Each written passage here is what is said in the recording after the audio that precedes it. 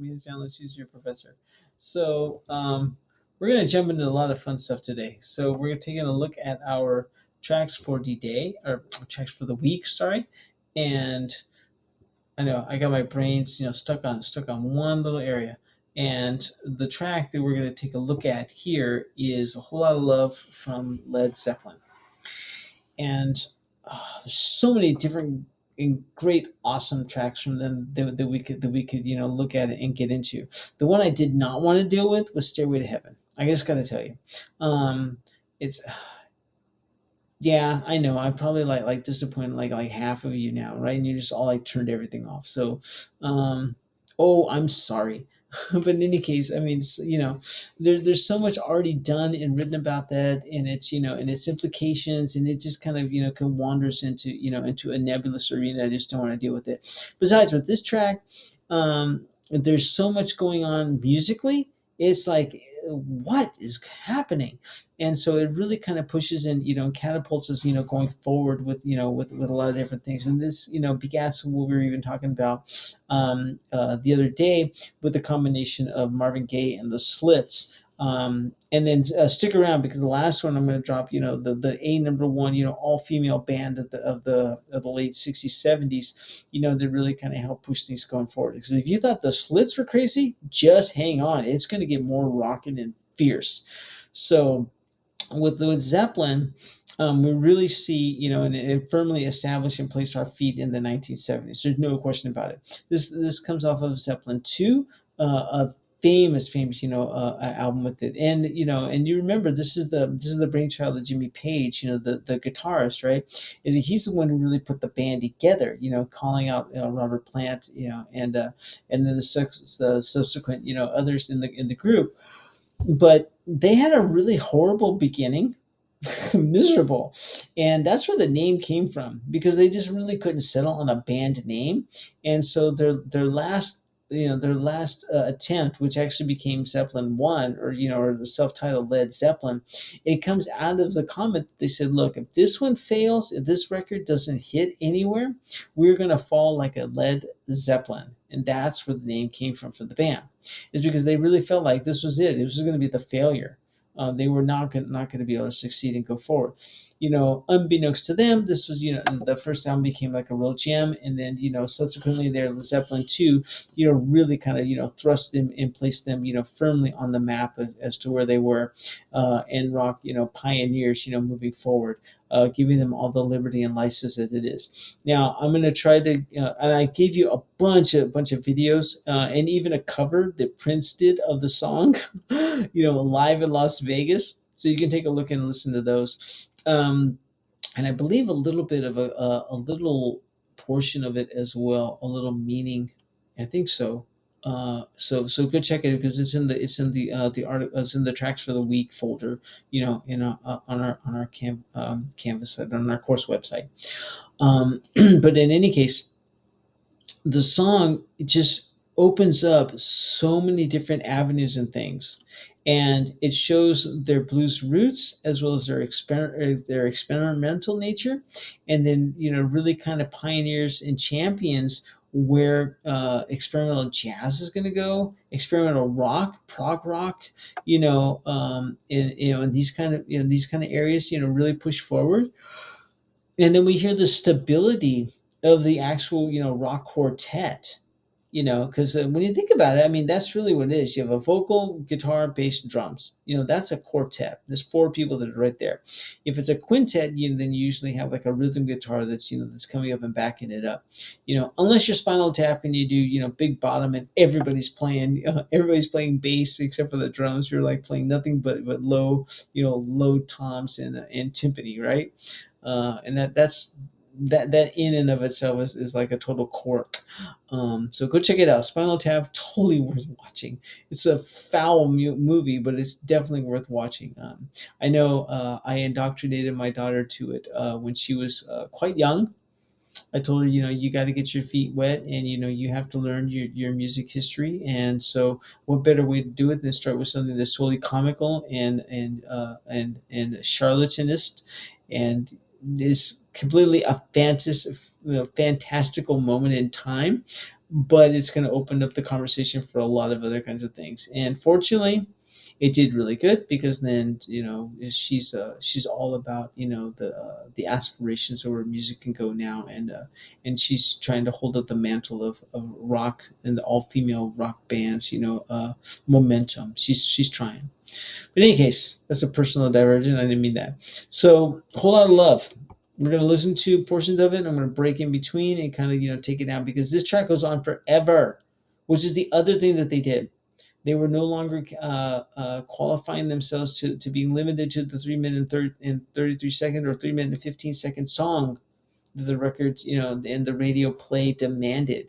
Now all of a sudden, especially with Zeppelin, we start seeing the exploring of the lengthier, songs and works that are coming up. They're really taking upon what the Beatles were doing, because the Beatles were doing that, previous to that, and then what rock albums were doing prior when they were recording, long extended play, works, which is what the EP became, the extended play, because no longer was the 45, the king of the music, where you had like only two tracks. You had one on one side and one on the other. You had your A side and B side. Now with the EP, with the extended play, you could put more songs on one side of shellac and then more songs on the other side of it. So that becomes the full rock album. So, you ready? I don't know if I am. This is going to be quite a conversation. So here we go. You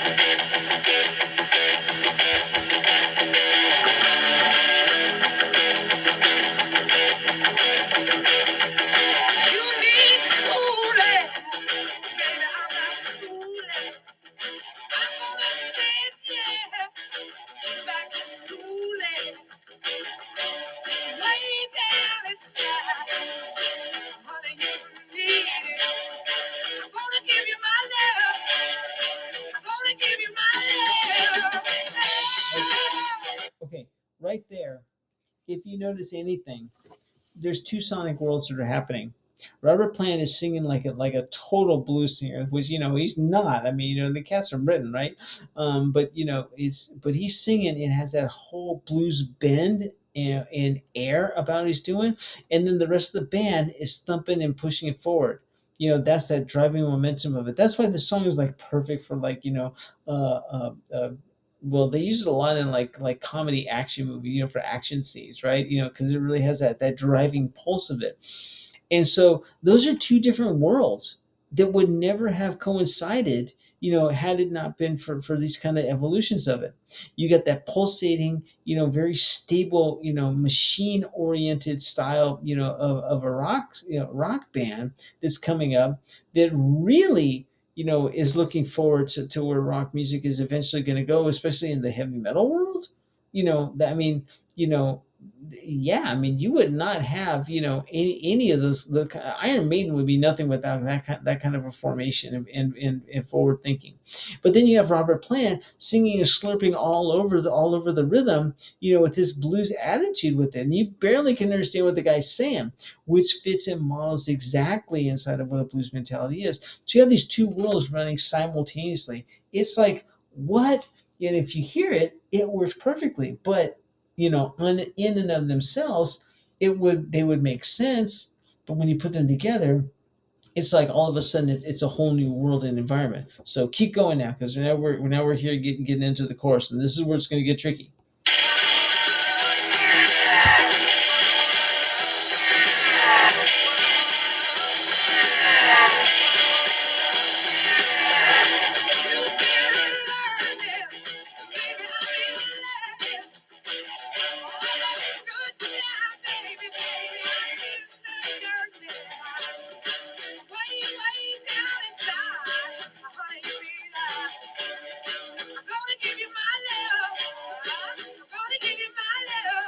Okay.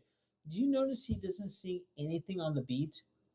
The beat is like not stopped, right? It keeps going, and with that slide, that Robert Plant slide that's superimposed over it, going back in the, because again they're picking up now, and the record studio has become an instrument. So they're using, that technique that he can go back and he can layer a track on top of a track, and he puts that, that pick slide, that goes in there. That's so, the signature, of this work. But then also the only time that Robert Plant sings anything on the beat is when it actually is the title of the song, "Whole Lot of Love." That's the only time it lines up. It's like all over the place, and he's because he's coming in, he's coming out, where is he? He's not on top of anything. And the only way we know that is because of the pulsating rhythm and the grounding of that machine that's going on behind him. Now remember, originally we would hear that, coming from just the bass and the drum, where the guitar would, would just be kind of keeping a nice little, mellow chunk that's going on behind. They would complement with the grounding of the bass and the drum. Now we have all three forces, acting, in concert with each other. We have the bass, guitar, and the drum. Drums, working simultaneously, which gives Robert Plant the full liberty, of flying all over the place. It only time that he hits on the beats and lines himself up in synchronicity with the track is when he actually says the title of the song, right? "Whole Lot of Love." And why is that important? Because that's what you remember. You don't remember any of the lyrics he's saying. You're like, why, how do I sing along with this one, right? You don't. What you do is exactly what I'm doing. You're like pumping along with it because that's, the fisting, that's that push that's keeping you, embedded and grounded. But it's when he sings "A Whole Lot of Love" and everything lines up, that's what you remember. It's perfectly placed and timed. I mean, the guy's like a marksman when it comes to, knowing exactly where it is that he's gonna place his lyrics with these, with what he's singing. I mean, and it's but he has that really strong, blues background that works perfectly within the song. So let's keep going. Pay attention to these little signifiers as they show up.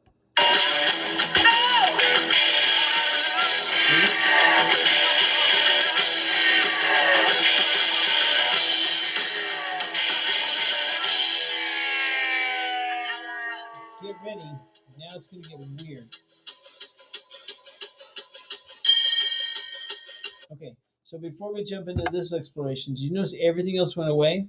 Listen to the drums because the drums is the only thing that's really keeping that machine going. Now it's driving, so it really has become the train engine, and the train's getting ready to be deep. It feels like it's derailed, but it's still making there. That's why the recording of this and the miking of that drum is so important. And then we'll get into we'll get into Page's, guitar solo, a little bit as it unfolds, because I know we're not going to get to the whole track, but I mean just enough to kind of really open up the package. So here we go. Get ready.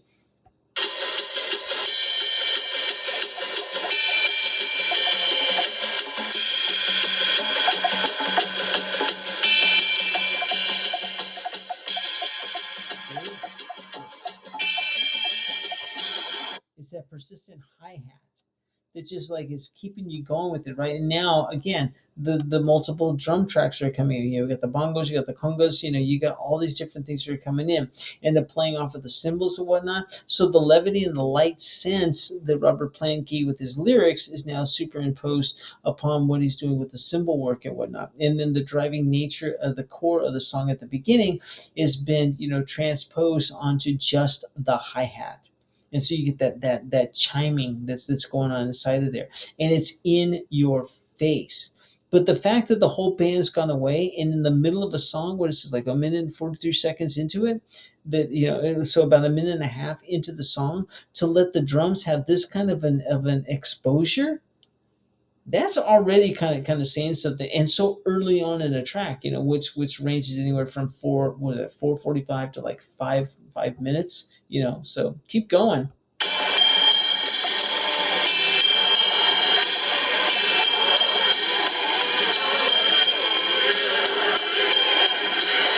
Okay, and all that swirling, stuff that sounds like it's dust, kind of being brought up and around it all. That's Page getting ready. It's like he's warming up, to what's gonna be happening. So he's adding that extra layer inside of there that's playing again off of that consistent beat. The thing that really holds this whole work together is the fact that there's those two levels that are working simultaneously. You get that consistent mechanistic, drive, and then you get all these other sonic things that just kind of float and relate and just come in and out and swirl all over the beat, except for the chorus. And when you listen to when you listen to Page's guitar solo when it comes in, we're going to hear that thumbprint again, that bum bum that's going to come in. That's going to solidify the work even further, without losing the snare or the hi hat rather. So when you're hearing all this build up, that's him. He's getting ready. He's warming it all up. Your ear is getting primed for what's going to be happening. No bass. No bass.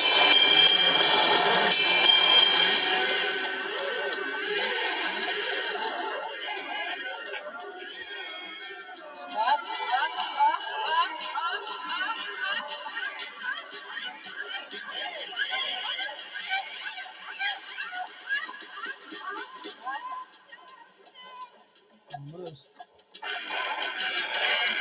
You see, the drums set you up, right? You thought something was going to be happening, and now it's so nice because with Pages, little vocal injections are coming. Page with Plants, vocal injections that are coming inside of there, right? You're getting heightened with things. There's no bass.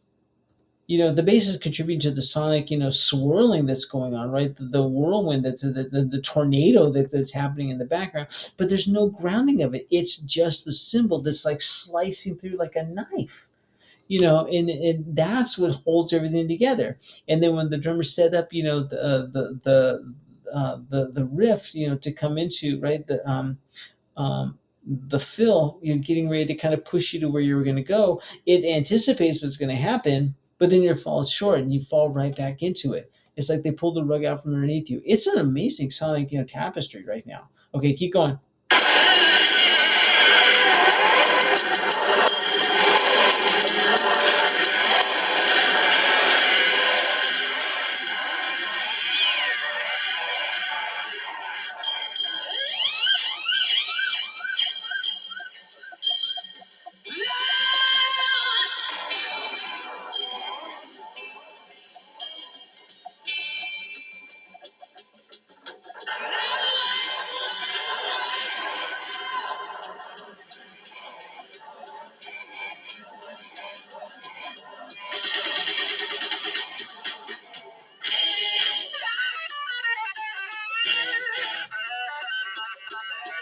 Okay, so what happened?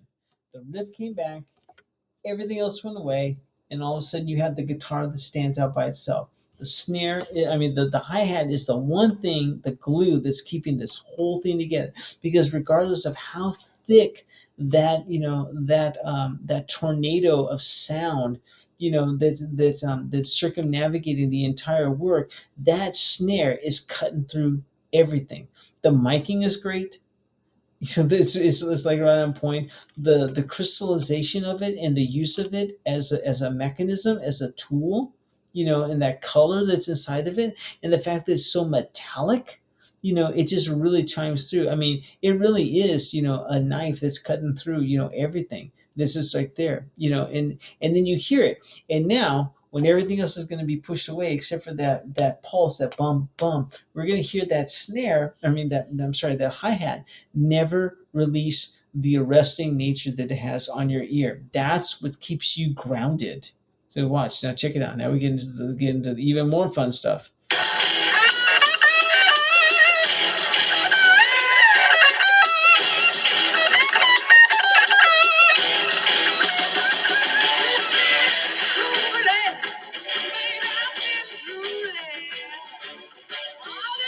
So what happened? The guitar solo was much smaller than anything you had anticipated, right? You would think with all of the stuff that's gone on, that you would have like this epic, prolific guitar solo that just be whipped out of nowhere. It doesn't. Why not? Because all of the time before, for the last, where are we at now? We're at 3 minutes and 28 seconds. So at least for a minute and a half of the song, which balances out the whole beginning of the song, was spent creating this whole tapestry that just was like, a haze and a daze that where your ears had no idea what was going on to. You were really live without a net. That becomes and replaces what the guitar solo would be inside of here. So Page doesn't need to take any extra time or availability to extend any kind of an extended guitar solo. He does just a little bit to bring us all the way back, and then boom, we're back in the situation now that those little interjections, that bump, that little hits, those two hits that they have, you think they're just kind of like put in there as like markers in places. That's propelling and pushing to where the song is actually going to go at when it comes back and circumvents back to the structure of where the song was at the beginning. So you have an A section that's all open. You have definitely the little chorus that's decided there. You had this anomalous, ambiguous middle section, that's undefined, and all of a sudden you come back to your A. So it's an A form, if you want to look at it that way. Where the B is the whole unrecognizable, whirlwind that kind of pushes and makes us move through all kinds of different emotional stasis. It's psychedelic, psychedelia for your ears. So just check it a little bit more.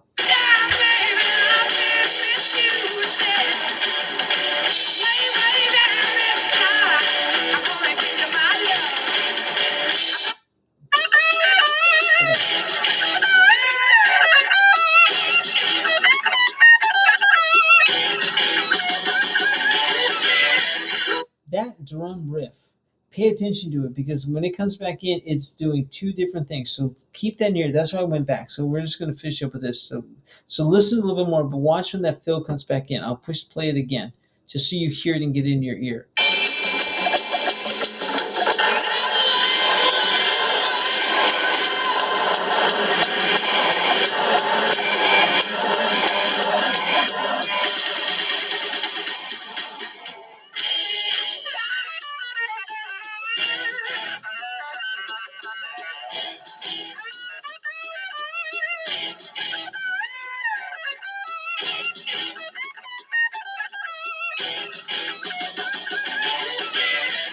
Okay, so the first time when it set up the solo, it was faster. This time it's slower. Now listen to when the fill comes back again later.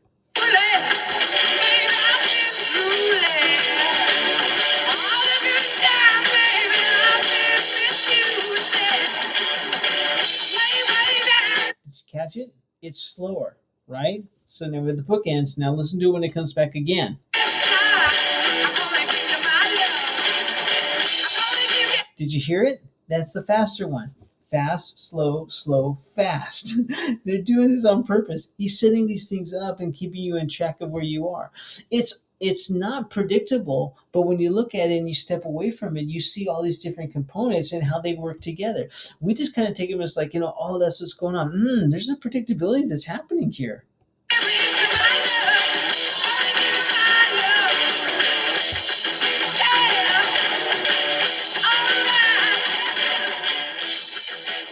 And if you notice, you listen to the rest of the song, those are the only two fills that happen. They either happen in a slow mechanism or they happen in the fast one. The drums play a very important point here because they're actually the steering guard as to what is going on. We'd like to think that it's the guitar. We'd like to think that it's the voice. It's actually the drums that are maintaining and pushing and directing what's happening. It's an awesome piece, when you look at it and you think of, and you step away from it and you kind of, give it that kind of attention. And again, this version of it is 5 minutes and 35 seconds. We're only up to 3:49, you know. So I mean, we're not obviously not going to get away with it, but it's in the notes, so you can take a look at it and whatnot. But I mean, it's an incredible track. So if you have any questions or something like that, shoot me an email, and we'll talk about the other side. But this is our track for the week. We were listening to "A Whole Lot of Love" from Led Zeppelin, and we're gonna sign off.